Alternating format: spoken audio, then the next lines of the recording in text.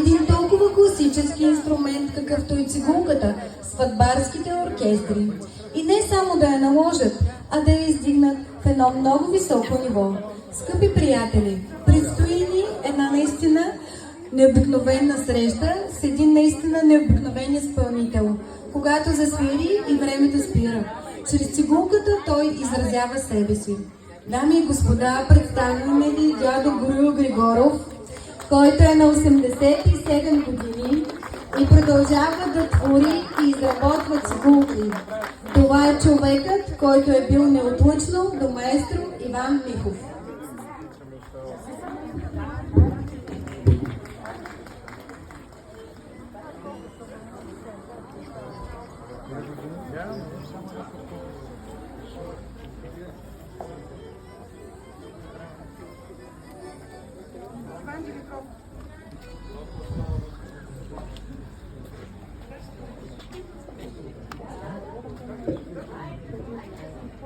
Искам да изсвиря само едно хоро.